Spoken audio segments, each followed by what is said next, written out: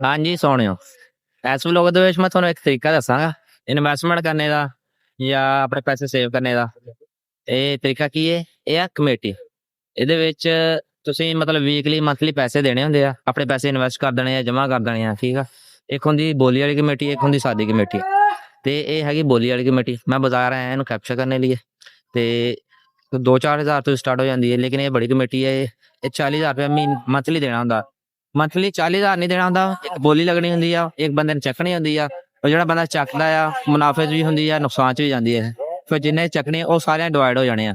ਅਗਰ ਇੱਕ ਬੰਦੇ ਨੇ 1 ਲੱਖ ਰੁਪਇਆ ਘਾਟਾ ਖਾਦਾ ਹੈ ਤੇ 25 ਬੰਦੇ ਉਸ ਕਮੇਟੀ ਦੇ ਵਿੱਚ ਆ ਤੇ ਸਾਰਿਆਂ ਨੂੰ 4-4 ਹਜ਼ਾਰ ਰੁਪਇਆ ਕਮ ਦੇਣਾ ਆ। 40,000 ਤੋਂ 36,000 ਦੇਣਾ। ਅਗਰ 2 ਲੱਖ ਖਾਦਾ ਤੇ ਫਿਰ ਕਹਿ ਲਓ ਵੀ 8-8 ਹਜ਼ਾਰ ਰੁਪਇਆ ਘੱਟ ਹੋ ਜਾਣਾ। ਆਹ ਸੀਨ ਹੈ। ਜਿੱਦਾਂ ਹੁਣ ਕਮੇਟੀ ਹੋਏਗੀ ਮੈਂ ਸਾਰਾ ਤੁਹਾਨੂੰ ਨਿਜ਼ਾਮ ਦਿਖਾਵਾਂਗਾ ਵੀ ਕਿੱਦਾਂ ਦੀ ਕਮੇਟੀ ਹੈ, ਕਿੰਨੇ ਬੰਦੇ ਹੁੰਦੇ ਆ। ਇਸ ਕਮੇਟੀ ਦੇ ਵਿੱਚ 40,000 ਰੁਪਇਆ ਮੰਥਲੀ ਦੇਣਾ ਹੁੰਦਾ ਹੈ। ਇੱਕ ਮਾਹ ਦੇ ਵਿੱਚ ਇੱਕ ਮਰਤਬਾ ਹੋਣੀ ਹੁੰਦੀ ਆ ਤੇ ਇੱਕ ਬੰਦਾ ਚੱਕ ਸਕਦਾ ਹੈ। ਬੋਲੀ ਵਾਲੀ ਕਮੇਟੀ ਬੋਲੀ ਹੋਏਗੀ। ਕਮੇਟੀ ਸਟਾਰਟ ਹੋ ਗਈ 7ਵੇਂ ਕਮੇਟੀ 30,000 ਰੁਪਏ ਸਰਕਾਰੀ ਘਾਟਾ, ਅੱਗੇ ਬੋਲੀ ਲੱਗੇਗੀ 30,000 ਰੁਪਏ ਜ਼ਿਆਦਾ 50,000 50,000 ਘਾਟਾ ਪੈਣਾ ਉਸ ਬੰਦੇ ਨੂੰ। ਤੇਰੀ ਉਹ ਨਾ ਗੱਲ ਮੰਨੂਗਾ ਮੈਂ ਜੋ 2 ਲੱਖ ਬੈਠਾ 2 ਲੱਖ ਰੁਪਇਆ ਘਾਟਾ। 2 ਲੱਖ ਰੁਪਇਆ ਹੋ ਗਏ। 2 ਲੱਖ ਰੁਪਏ ਉਸ ਬੰਦੇ ਨੂੰ ਘਾਟਾ ਪੈਣਾ ਜਿਹਨੇ ਚੱਕਣੀ ਹੈ। ਭਾਈ ਕਿਹਦਾ 2 ਲੱਖ 2 ਲੱਖ ਰੁਪਇਆ ਅੱਧਾ ਕਰਨਾ 2.5 ਲੱਖ ਰੁਪਇਆ ਹੋ ਗਏ। 2.5 ਲੱਖ ਰੁਪਇਆ ਘਾਟਾ।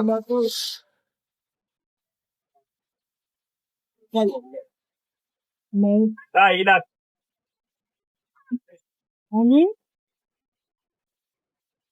2.5 ਲੱਖ ਇੱਕ 2 ਲੱਖ 55,000 ਰੁਪਏ। ਹਾਂ ਜੀ 2 ਲੱਖ 50,000 2 ਲੱਖ 55,000 ਰੁਪਏ ਤੁਹਾਡਾ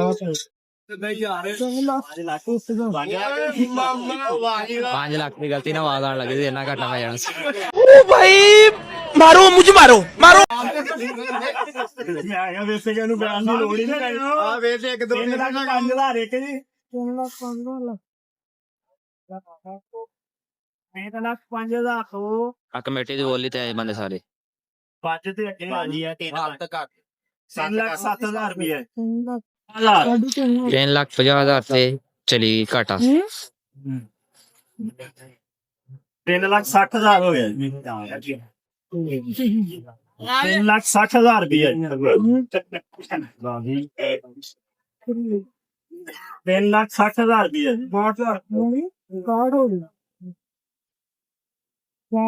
3 ਲੱਖ 60,000 ਰੁਪਏ 3 ਲੱਖ 70,000 ਇਹ ਘਾਟਾ ਜੀ। ਛੋਟੀ ਆਵਾਮ ਵਿੱਚ ਇੰਟਰਸਟ ਲੈਂਦੀ ਹੈ। 3 ਲੱਖ 70,000 ਇੱਕ ਕਾਰੋਬਾਰ ਹੀ ਅੱਡਾ ਜੀ। 3 ਲੱਖ 83,000 ਇੱਕ ਤੋ ਜੀ ਸਰਦੀਆਂ ਚ ਆ ਕੇ ਬਰਫ਼ ਪਾ ਰਿਹਾ ਹੈ। 3 ਲੱਖ 83,000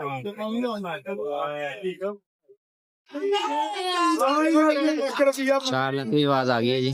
4 ਲੱਖ ਰੁਪਇਆ ਘਾਟਾ। 4 ਲੱਖ ਰੁਪਏ 4 ਲੱਖ ਇੱਕ 4 ਲੱਖ 5,000 ਦੀ ਆਵਾਜ਼। 4 ਲੱਖ 5,000 ਇੱਕ ਸਰਦੀਆਂ ਚ ਬਰਫ਼ ਪੈ ਰਹੀ ਹੈ। 4 ਲੱਖ 5 4 ਲੱਖ 5,000 ਰੁਪਇਆ ਘਾਟੇ ਨਾਲ ਕਮੇਟੀ ਚਲੀ ਗਈ। ਕਮੇਟੀ ਸੀ ਤੈਨੂੰ ਨਹੀਂ ਪਤਾ ਮੈਂ ਤੁਰਿਆ ਮੈਂ 40,000 ਦੀ ਕਮੇਟੀ ਸੀ। 25,000 ਰੁਪਇਆ ਦੇਣਾ ਇਹਦੇ ਵਿੱਚ 27 ਮੈਂਬਰ। ਉਹਨੇ ਨੇ ਇਹ ਜ਼ਰੂਰਤ 10 ਲੱਖ 80,000 ਰੁਪਇਆ ਟੋਟਲ ਹੁੰਦਾ ਹੈ। ਉਹਦੇ ਵਿੱਚ 4 ਲੱਖ 5,000 ਰੁਪਇਆ ਘਾਟਾ ਪੈ ਗਿਆ ਤੇ ਬਾਕੀ ਉਸ ਬੰਦੇ ਨੂੰ ਮਿਲ ਜਾਣੇ। ਕਮੇਟੀ 'ਚ 4 ਲੱਖ 5,000 ਰੁਪਇਆ ਘਾਟਾ ਪੈ ਗਿਆ ਉਸ ਬੰਦੇ ਨੂੰ, ਲੇਕਿਨ ਇਹ ਹੈ ਪ੍ਰੋਫਿਟ ਦੇ ਵਿੱਚ, ਕਿਉਂਕਿ ਕਮੇਟੀ ਜਾ ਕੇ 2028 ਦੇ ਵਿੱਚ ਮੁੱਕਣੀ ਆ। 27 ਮੈਂਬਰ ਹੈ ਇਹਦੇ ਵਿੱਚ। 6ਵੀਂ ਜਾਂ 7ਵੀਂ ਕਮੇਟੀ ਸੀ। ਕਮੇਟੀ ਤੋਂ ਬਾਅਦ ਜਿਹੜਾ ਬੰਦਾ ਚੱਕਦਾ ਉਹ ਲੰਗਰ ਸ਼ਰੀਫ ਖਵਾਉਂਦਾ ਹੈ, ਬਰਗਰ ਤੇ ਸ਼ਵਾਰਮੇ ਦੀ ਸੂਰਤ 'ਚ। ਆ ਕਮੇਟੀ ਸੀ ਅੱਜ।